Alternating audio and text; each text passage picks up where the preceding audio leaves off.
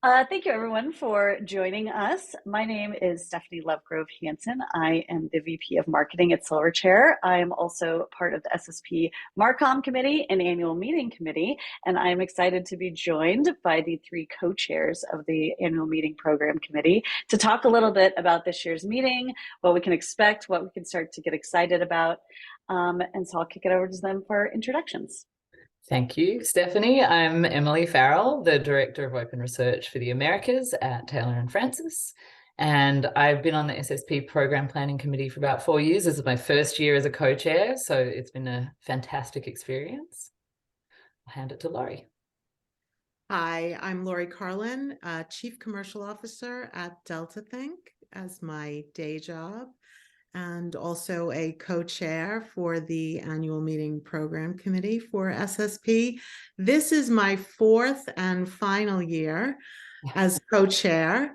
I got a bonus year because of COVID. Usually it's a 3-year term, and I'm really excited for this year's meeting. I run a business called LibLinks. I'm in my second year as co-chair, and I think I've been on the program committee for 5 or 6 years. It's been a wonderful experience. Wonderful. Well, great to have you guys with me today. And I know, before we kicked off, we were talking a little bit of all the things that we are looking forward to and things we're excited about for the meeting. So, what's one thing in particular that you're really looking forward to for this year's SSP annual meeting?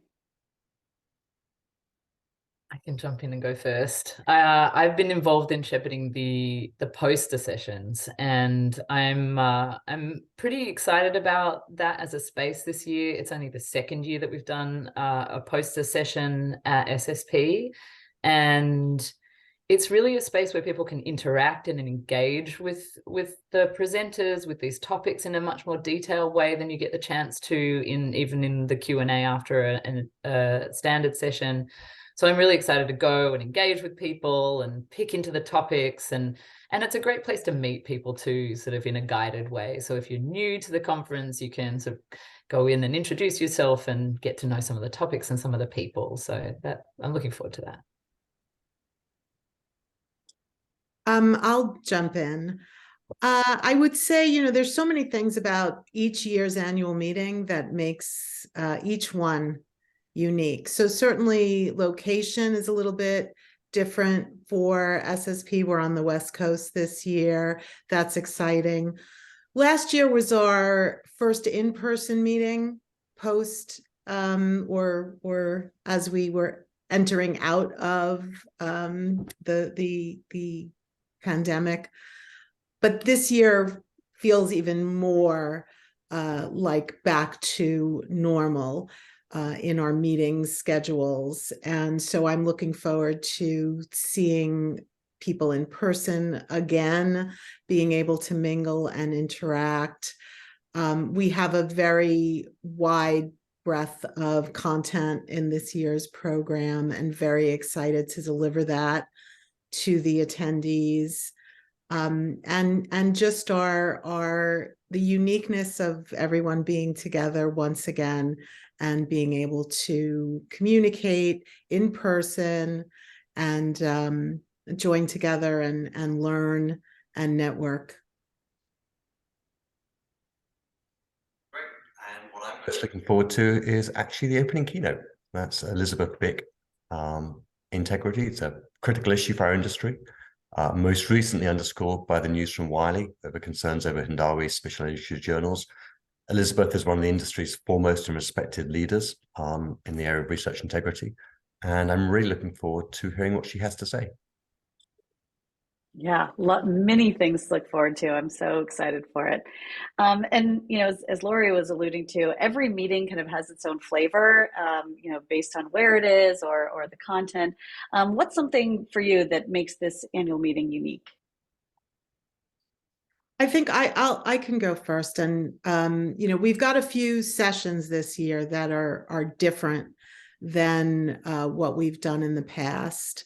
One of those is going to be our second plenary session on Thursday morning, which rather than having a single speaker, we're going to have a panel of industry thought leaders from a diverse group of organizations within our industry, and looking at what are the issues facing us currently and into the future, and how can organizations begin to plan to address those issues.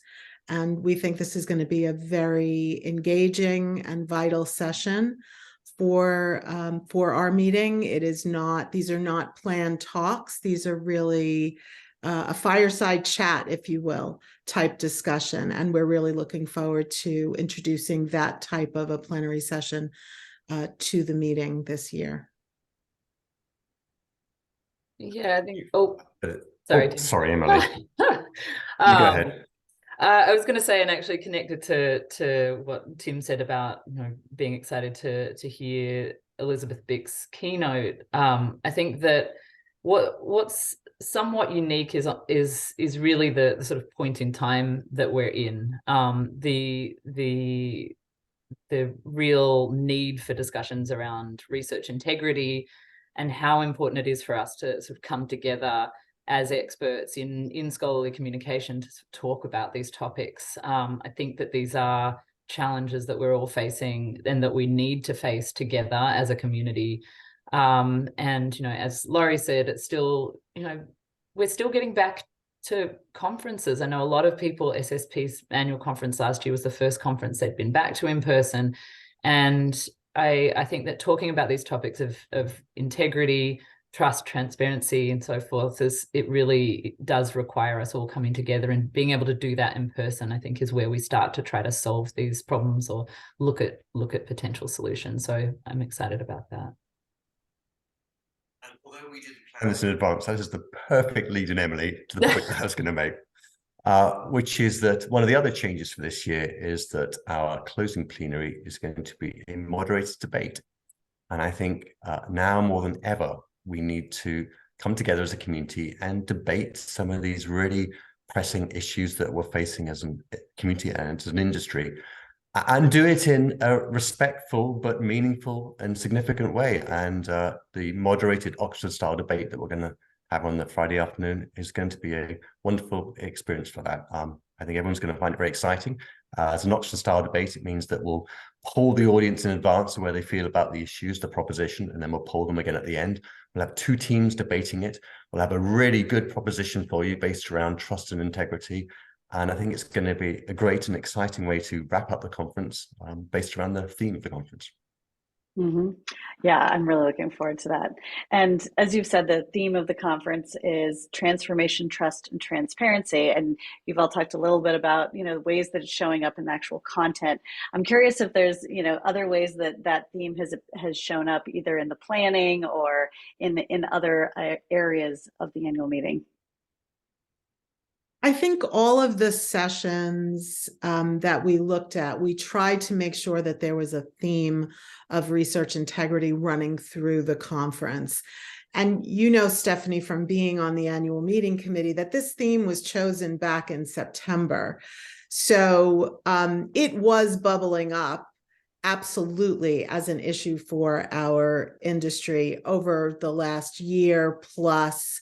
It has really risen to the forefront in publishers' minds of what they need to focus on. But it has had a little bit of an explosion, if you will, in the last couple of months. ChatGPT certainly brought it to the forefront. It's on everybody's mind now, not just in our industry, but really it's a global issue that folks are facing. And looking at how to best utilize it, where the pitfalls may be. This is a technology that we need to embrace and understand. So we're hopeful that the conference will really look at all different types of transformation, trust, and transparency, and ways that folks can both embrace and resolve issues with these concepts. Yeah, I mean, I just to agree with Laurie and to say too that we had such an incredible array of submissions across topics that connect to the conference theme. So I think that we have come to a program that really does sort of balance all sorts of, topics and themes that connect to that. One, of course, in particular for me, just where I sit in my role in my day job is, of course, the topics around open access, open research. We've also seen the OSTP memo since August last year, so since our last annual meeting. The NIH data sharing policy came into effect at the end of January. So all of these, not only the sort of broader shift towards open, but the way that's being supported through policy has been really interesting to watch in the last year. And I know that there are places in the program where we're going to see people actively make those connections between, this shift to open, the challenges related to that transformation, and these other sorts of threads and connections. So I'm looking forward to that. We're also trying to represent those themes in as broad a way as possible. So in addition to topics like the OSTP menu, I'm just looking down here at some of the names of some of the sessions. So for example, we've got sessions on building trust with underrepresented groups. We've got the role of trust in publishing for sustainable development, as well as several sessions specifically about preserving the integrity of the scholarly record and research integrity in general. So we've really tried to see this theme of transformation, trust, and transparency in a very holistic way in terms of how it affects our industry. That's great. One thing I enjoyed being on the committee and kind of seeing how all this comes together too is, it came up in a lot of things in the ways that we even review the sessions that come in, and are we being transparent, and are we, gaining the trust of the people that that are making these submissions. So it really is cool to see how it applies to everything in every step of the way in how the meeting comes together. And the meeting is in Portland this year, which I personally have never been to. I'm very much excited. A very long list already of things to do. And I'm curious for you, obviously the meeting is the big highlight, but outside of the walls of the conference hotel, is there anything that you're particularly excited about? Food, activity, other sightseeing things in Portland?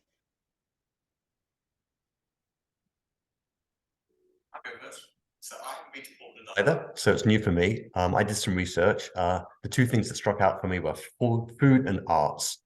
So I love trying all sorts of types of food. That sounds like food trucks are a part of the city's culture, which is very exciting for me. Portland describes itself as a hub for artists, entrepreneurs, and creators. There's a big crafting movement, so I'm very excited to just wander around the shops and see what sort of crafty stuff there is. And finally, I love the idea that it's a city accessible by bike. If I have time, I would love to just cycle around it. Fantastic. Well, I can say that I have been to Portland before. I spent a short stint living in Portland a long time ago, and I can confirm it is a fabulous city to bike around. I know everybody knows it, but it's hard to go past how incredible Powell's is as an amazing place to get lost in books, and as a bunch of people who are dedicated to knowledge, and I think quite a few people attending the conference are avid readers. I imagine we will be bumping into each other in the aisles at Powell's. On the other side, I love at a conference being somewhere where you can get up for a morning run, and Portland is great for that. The path along the river is really lovely. So anyone who's up for a slow run along the river in the morning, I always like some company. So those are a couple of things I'm excited about. Well, I completely agree with Tim and Emily. All of those things sound lovely as well. I live in a town here on Long Island, Huntington, which some of my SSP colleagues I know have lived here or still live here too. And we had a fabulous bookstore that closed up during the pandemic after about 40 years. And so I am really excited to go to Powell's because I miss that experience as well. I also have never been to Portland, but it has always been on my list of places that I wanted to go to because of the arts, because of the food, because of, all of these things. So I will add two things to that list. Oregon Pinot Noir, big fan. and Voodoo Donuts. So Ooh. those are just in addition to what Tim and Emily already mentioned. We're really looking forward to experience Portland as well as the SSP conference. Oh, well, wonderful. Well, thank you all for giving us these little previews and tastes. Hopefully it drums up even more registrations. We get lots and lots of our friends and colleagues there. I'll look forward to seeing all of you there and hopefully everyone who takes time to watch this video. So thank you very much. Thanks so much, Stephanie.